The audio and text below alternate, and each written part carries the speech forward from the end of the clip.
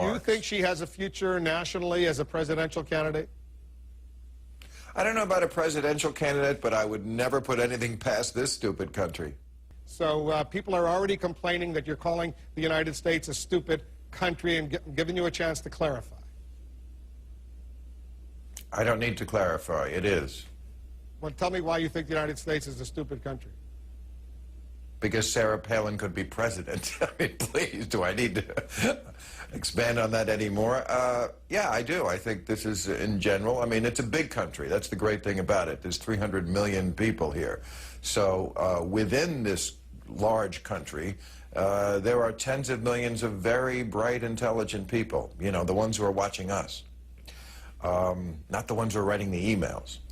But, you know, in general, gosh, you know, this country just gets dumber and dumber by the day, and I don't think I have time on your show to list all the reasons. We're developing a society because of all of these different toxins known to affect brain function.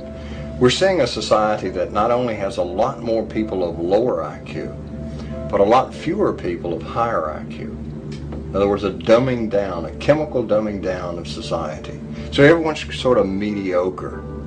That leaves them dependent on government because they can't excel. We have these people of lower IQ who are totally dependent. Then we have this mass of people who are going to believe anything they're told because they can't really think clearly. And very few people of very high IQ who have good cognitive function who can figure this all out. And that's what they want. So, you know, you can kind of piece it together as to why they are so insistent in spending so many hundreds of millions of dollars of propaganda money to dumb down society.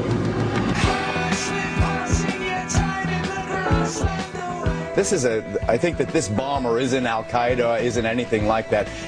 He's more like, it's a man, he's more like those 9/11 was an inside job kind of guys. They protesting in a violent way, but in a violent way almost like the eco-terrorists, where they don't intend to inflict casualties. But they do it in the middle of the night. The middle of the night. He's making a political point. They could have killed people with it had it been in the day, but they choose to do it at 3 a.m. The cops have to go over there, and we just talking with the commissioner. He has to go over and said, does that camera store have a security camera? Hey, can we see that? There's no master grid of all the cameras. A lot of politicians, and I know you talk about that issue all the time, I think people should be careful what they wish for on China. You know, if China were to revalue its currency, or China is to start making, say, toys that don't have lead in them, or food that isn't poisonous, their costs of production are going to go up, and that means prices at Walmart here in the United States are going to go up too. So I would say China is our greatest friend right now. They're keeping prices low. And mercury-containing vaccines may help, not harm kids, according to 2 new studies in the journal Pediatrics. An African-American student. Want to know what I was doing? Shut up. Please don't tell me to shut up. As respect, why did you have to tell him you were an atheist if you didn't have any trouble reading the oaths? Why didn't you just shut up? What Jimmy Carter should do is privately give Mr. Bush his opinion and shut up publicly. That would be best for the country. And it is our duty as loyal Americans to shut up once the fighting begins. Once the war against Saddam begins, we expect every American to support our military, and if they can't do that, to shut up. Can I just ask a question? Sure. What is Fox News? It's just a parade of propaganda, isn't it? It's just a festival of ignorance. What? Why, 1 million people are dead in Iraq. Come on, this is ridiculous. What's the point of this? This is insane. Well, I love people Fox at home, News. go outside. Go hug your Lee, you should children. be more. Well, Fox you should News be more worried. Love your family, you know. And you get all the news at Fox. You get all the news you can at Right. Fox News.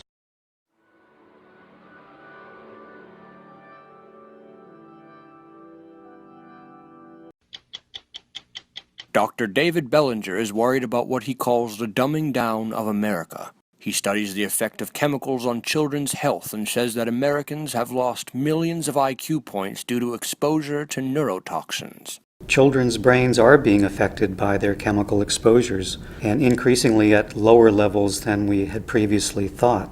You might be thinking, what are neurotoxins, and do I come in contact with them? Neurotoxins are chemicals that influence the brain, either in terms of its structure or its function. The chemicals that we know the most about in terms of their impact on the brain would be lead, methylmercury, arsenic, polychlorinated biphenyls, and the list continues to increase. How does this work exactly? It can affect the way different cells in the brain communicate with one another. The brain ends up being wired not quite as it should be.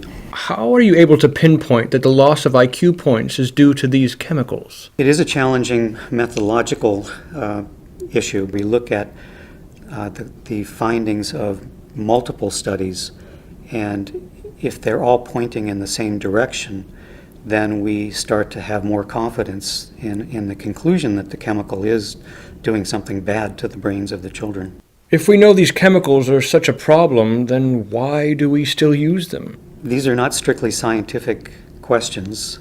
Many of these chemicals have important economic forces that are advocating for their continued use. And these discussions are very contentious. Every time the Centers for Disease Control wanted to reduce the action level used to identify children with too much lead, they were sued. What? Lead in gasoline or the flame retardants. These episodes reflect the same approach that has been used for decades. We allow a product to be introduced into the marketplace and basically do a natural experiment on the population and on children. Oh. It's totally backwards. I mean, we should be screening products before they go into the marketplace for toxicity, and so that we don't put ourselves in this position of decades later finding out that was a very bad decision. It really affects people's lives, especially children.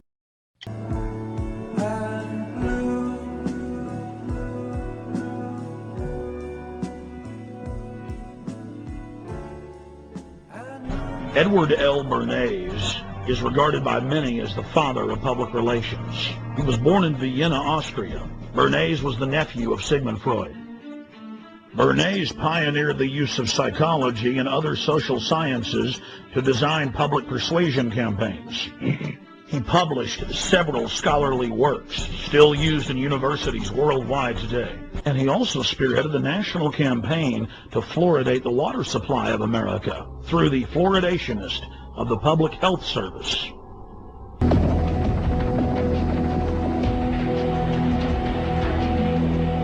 This is one pollutant that we capture in the phosphate fertilizer industry. And having captured it, we can't dump it into the sea, but we put it into our own drinking water. It's extraordinary.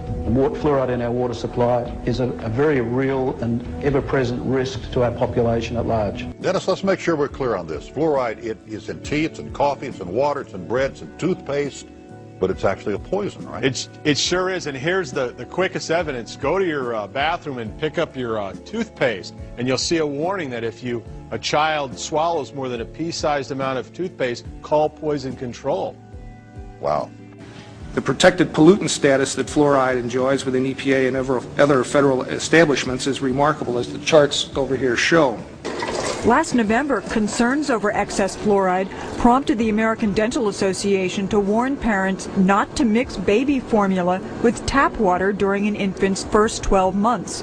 Phyllis Mullenix found that fluoride in very modest doses produces effects in laboratory animals resembling attention deficit and hyperactivity disorder. She says, "Do you have any idea what you're saying?" And he says, "You're telling us that we're reducing the IQ of children." And basically I said, yes. Scientists like Nobel Prize winner Arvid Carlson and a large group of EPA scientists have called for the banning of fluoride because we don't know how much we're ingesting, so we don't know if we're being poisoned. Fluoride can also build up in the bones to cause pain, stiff joints, and skeletal abnormalities when they get older. It's a cumulative poison. It just gradually builds up and it gradually causes harm. Do you know when fluoride was first put in drinking water? In the Nazi concentration camp. Stands back in amazement, can't believe it. This is Charles Perkins, a chemist who wrote to the Lee Foundation for Nutritional Research, Milwaukee, Wisconsin in 1954, and this is what he wrote. In the 1930s, Hitler and the German Nazis envisaged a world to be dominated and controlled by a Nazi philosophy of pan-Germanism. The German chemists worked out a very ingenious and far-reaching plan of mass control, which was submitted to and adopted by the German General Staff.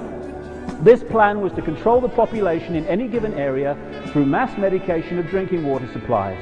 By this method, they could control the population in whole areas reduce population by water medication that would induce sterility in women and so on. In this scheme of mass control, sodium fluoride occupied a prominent place.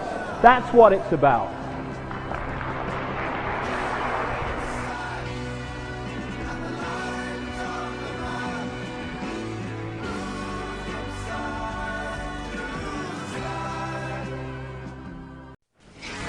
Did you know 1/3 of students entering college need a remedial or a developmental course, a class in the basics of reading, math, English, covering material that they should have learned in high school? Bill Bennett is a CNN political contributor, former Secretary of Education for the Reagan administration. Bill, what is the problem here? Are high schools not aware of what's expected in college, or do the curricula just not line up? Dumbing down of almost everything.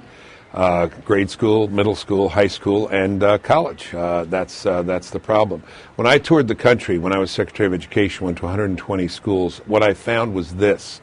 Everybody at every educational level above 3rd or 4th grade believes the fundamental educational work was done at the immediately preceding level. Therefore, they do creative this, revisionist that, special aspects of who's doing the basic work. And a lot of the basic work isn't getting done. When you add to that, Christine, the fact that the SATs have been dumbed down, normed down, and that higher education does not have real expectations of competency in order to get into higher education, you've got this problem. You might want to ask yourself why the entire culture is utterly saturated with mass media entertainment from all sides, while the educational system in America continues its stupefying downward slide since the U.S. government decided to take over and subsidize the public school system. What your government pays for, it gets. When we understand that, then we look at government-financed institutions of education, and turned out by these government-financed schools, logic will tell you that if what is being turned out in those schools was not in accord with what the state and the federal government wanted, then it would change it. The bottom line is that the government is getting what they have ordered. They do not want your children to be educated. They do not want you to think too much. That is why our country and our world has become so proliferated with entertainments, mass media, television shows, amusement parks, drugs, alcohol, and every kind of entertainment to keep the human mind entertained, so that you don't get in the way of important people by doing too much thinking.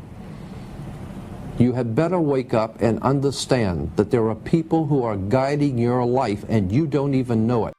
Do you feel as though mainstream corporate America, when it comes to the record industry, is trying to dumb down the lyrics to keep people in a state of ignorance? Oh, yeah. I mean, it's the, like, you know, they really don't want to hear P.E. again, man. They don't want to hear no more Public Enemy, man. No. They don't want to hear, you know, conscious rap anymore.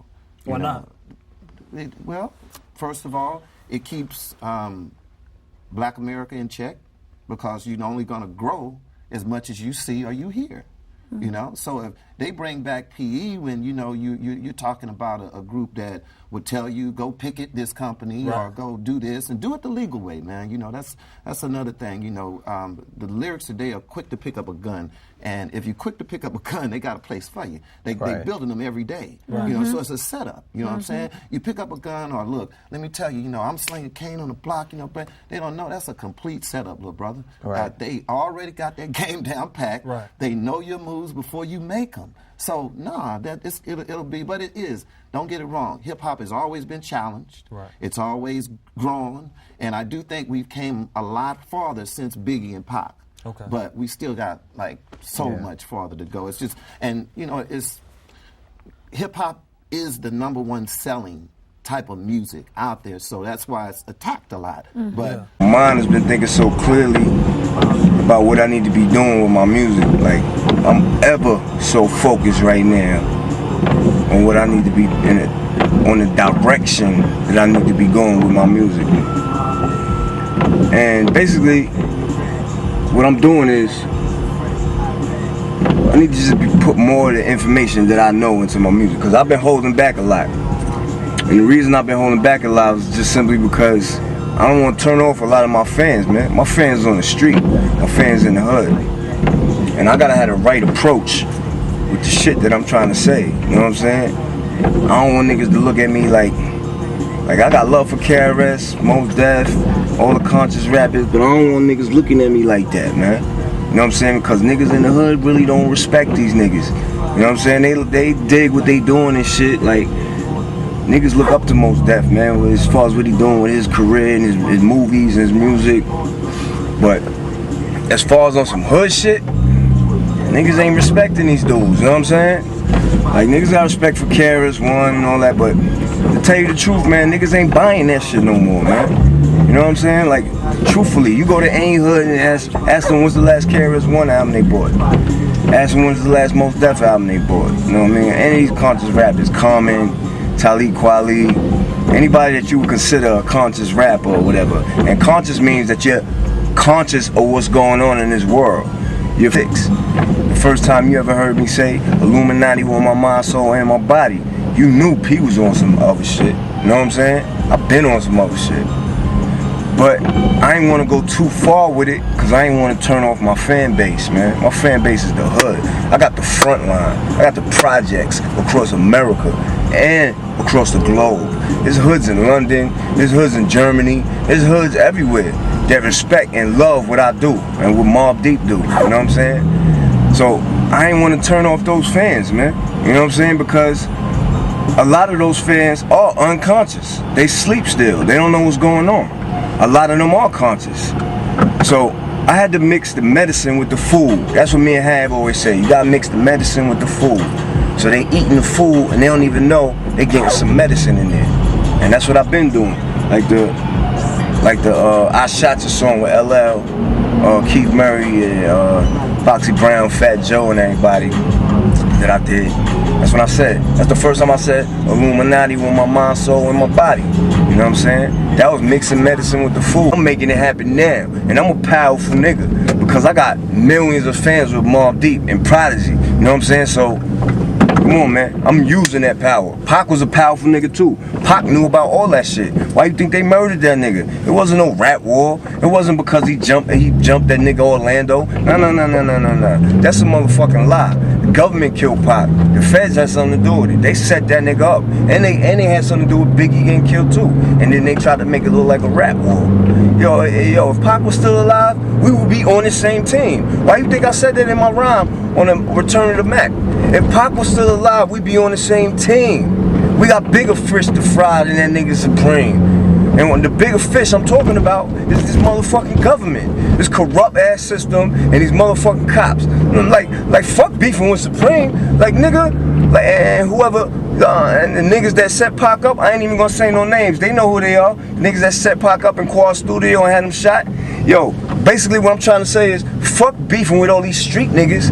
Hey yo, we need to get together and fucking go at the government, son, the military, all these motherfuckers that's corrupting our minds, our brains, the Food and Drug Administration, Hollywood, you name it, healthcare, everything is connected. It's all crooked. They got this whole world fucked up. They got our minds fucked up, and that's what I meant when I said me and Pac would be on the same team.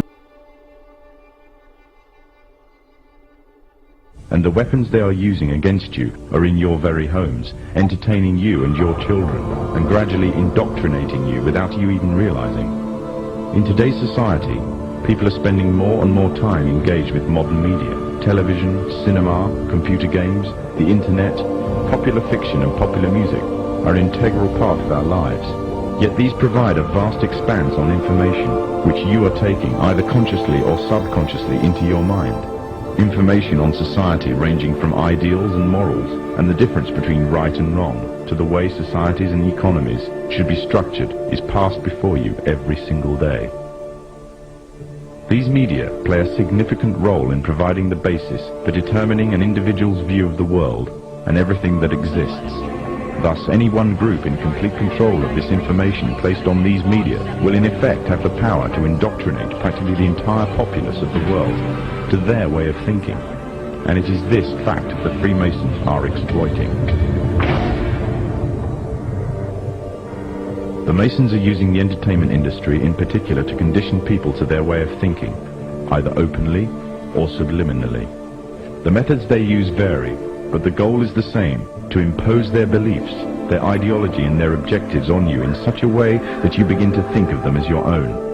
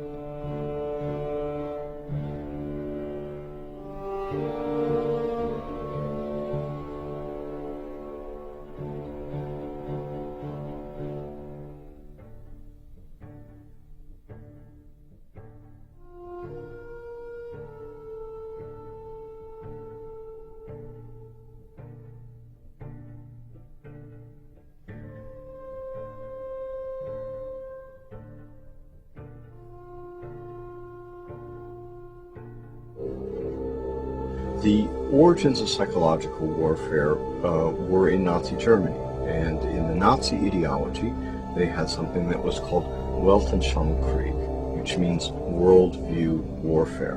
The idea for them was imposing the Nazi worldview on the countries that they had occupied. The Americans picked up this idea, created an American version of it, and called that psychological warfare.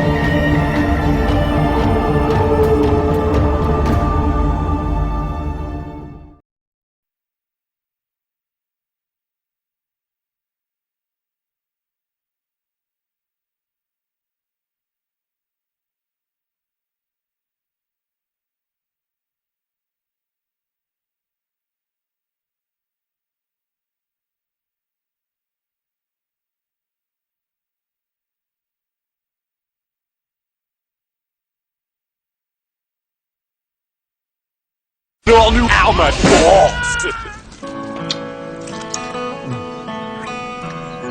The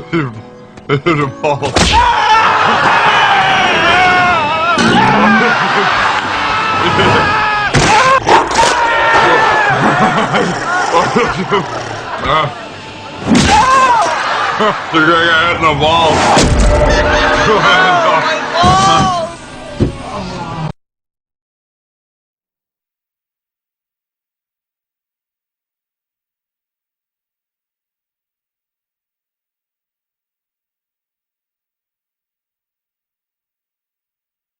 Here's this guy right here. This guy, y'all, I had to show you this tape because this is the most unbelievable thing I've ever seen from a man's standpoint.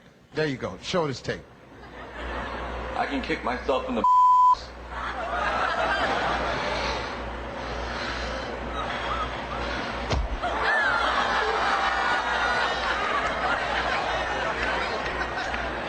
You like that, Hollywood? You like that, Hollywood?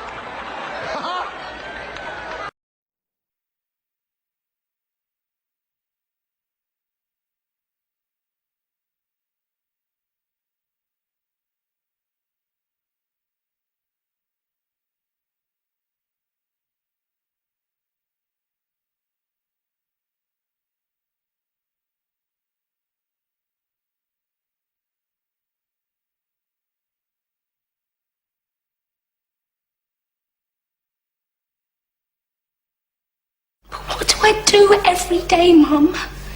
What do I do?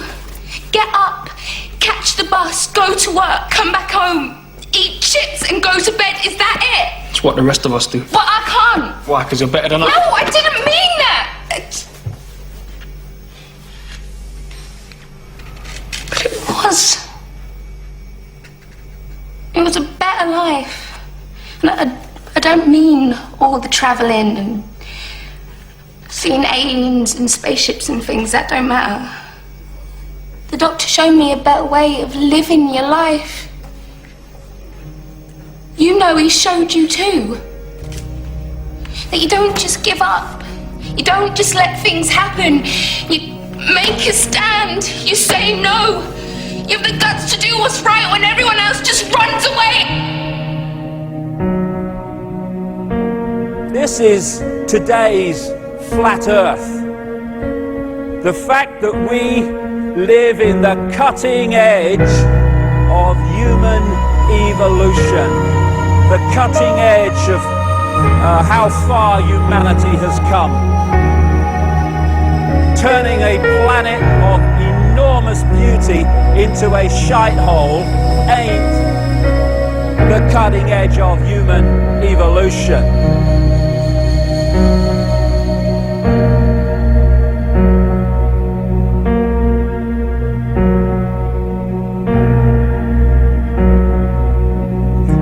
As Michael Elner said, just look at us. Everything is backwards. Everything is upside down. Doctors destroy health. Lawyers destroy justice. Universities destroy knowledge. Governments destroy freedom. The major media destroys information. And religions destroy spirituality. I think there's more to know here. We always kill the guys who try and help us. Isn't that strange? We let the little demons run amok. Always. John Lennon, murdered. John Kennedy, murdered. Martin Luther King, murdered. Gandhi, murdered. Reagan, wounded. Yeah. Bad fucking choice. You find that people that are in positions of apparent power, like prime ministers and presidents, are actually puppets of the real power, which doesn't put itself on public display. Why would it? I mean, does anyone really think that George W. Bush is running America? He probably couldn't tie his shoelaces, never mind run a country. I had this feeling, man, because you know there's a handful of people actually run everything. That's true. It's provable. It's not I'm not a conspiracy nut. It's provable. Handful, very small elite run and own these corporations, which include the mainstream media.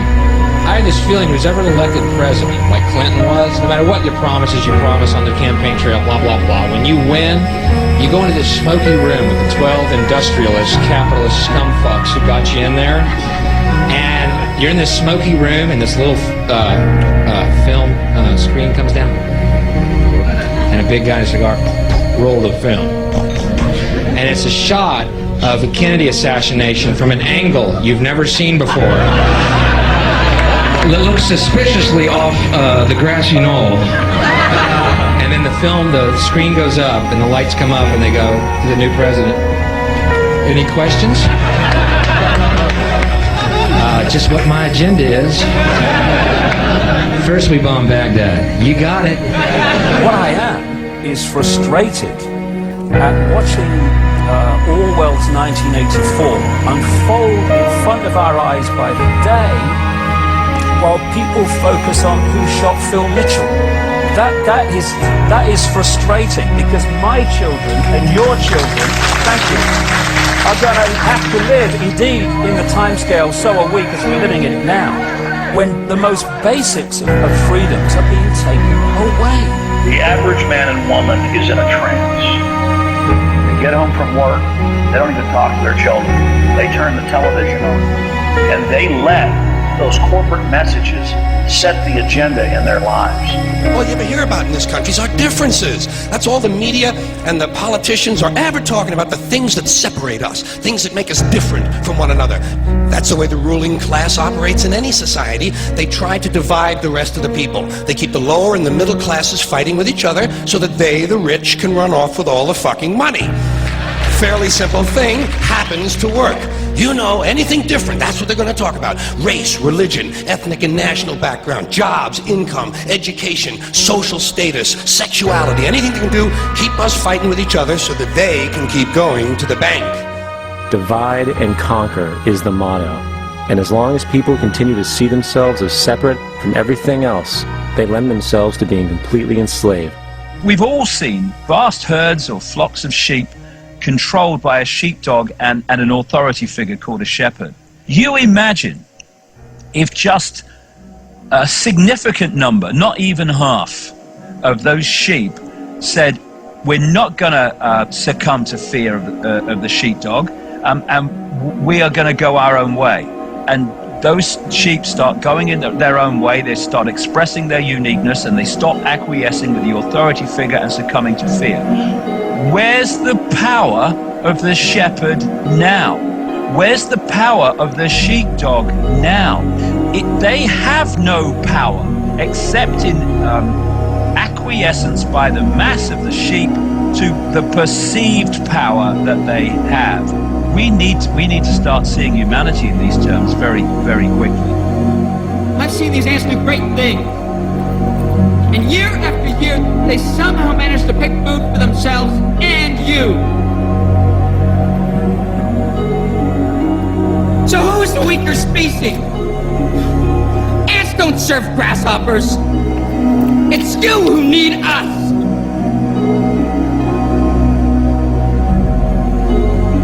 You know, when you go through all these different levels of how we are attacked mentally, emotionally, and physically to suppress us and to hold us in the box, in the bubble, that tells us something about us.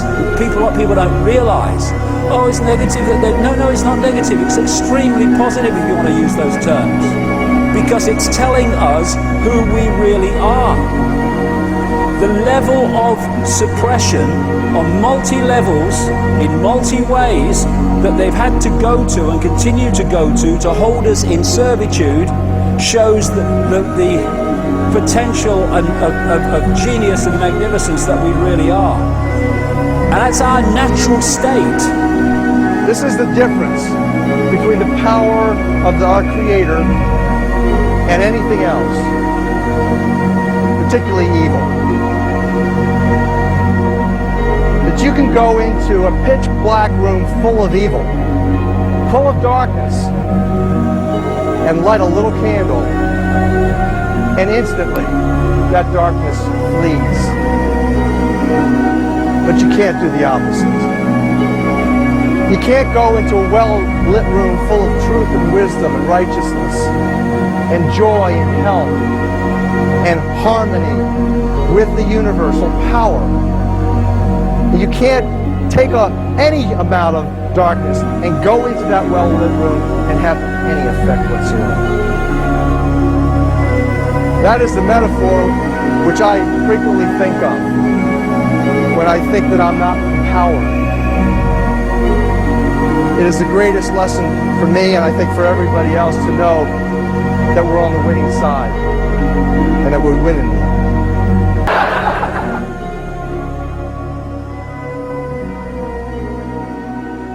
As the world teeters on the edge of a financial debt tsunami and a nuclear ecological Armageddon, I remain 100% in awe by the fact that most of my friends, neighbors, and colleagues, people with whom I work on a daily basis, intelligent professionals, appear to be completely unfazed, in fact, completely oblivious to the horrifying events now unfolding globally. I spent countless hours on multiple conference calls recently with professionals around the country. Fortune 100 folks from New York City, from the Midwest, and from LA. At no time during the entire week did any single person on those calls make any mention of the horrifying tsunami or the current nuclear nightmare unfolding in Japan. No mention of the possibility of radioactive fallout reaching our own shores or the lack of availability of potassium iodide across our nation. Not one person mentioned the death blow to the Japanese economy, the third largest economy on the planet. No mention of the collapsing dollar or the impact that all of this is bound to have on our own economy and future food prices. Where is the empathy, the compassion, the concern for humanity? Or even on the most basic level, where's their sense of self-preservation? It's as though these traits have been engineered out of the average detached American. And now this formerly honorable nation is unconstitutionally attacking Libya. A major attack led by the U.S. is underway against Muammar Gaddafi's air defense systems in Libya. Where is the resistance? If you are watching this video, You are the resistance. The majority has checked out. They don't care. And liberty breathes its last gasp. The hour is getting very late, my friends. But do Americans even know it? As John Williams of Shadowstats.com has written in his recent special report, the U.S. economic and systematic solvency crisis of the last 4 years have been precursors to the coming Great Collapse, a hyperinflationary Great Depression.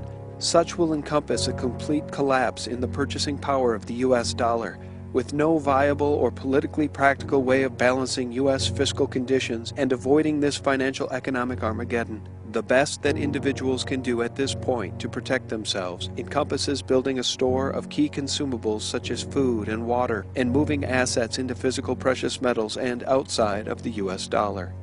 And if you know people who still think it's not worry time, please note for them Chris Martinson's recent emergency alert titled Nuclear and Economic Meltdown in Progress.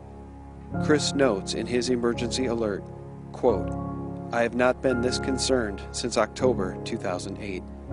Chris writes, "This alert warns you that major world-changing events are now underway and that your personal preparations for an uncertain future should either be completed or take on a new sense of urgency."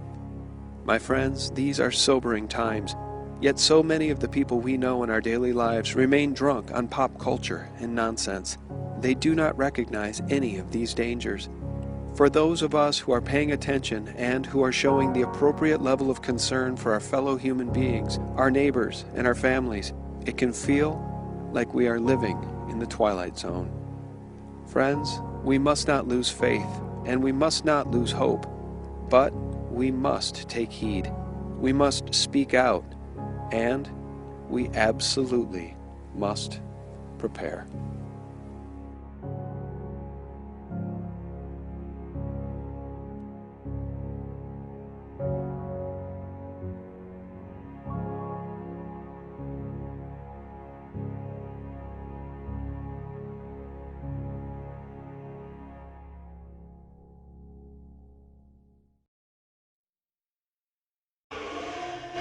The last thing the men behind the curtain want is a conscious, informed public capable of critical thinking, which is why a continually fraudulent zeitgeist is output via religion, the mass media, and the educational system.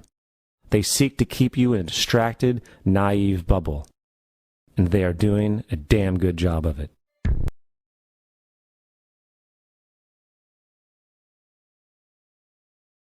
Conspiracy theory, okay, coined long before JFK assassination. Go lower to take a look at the article.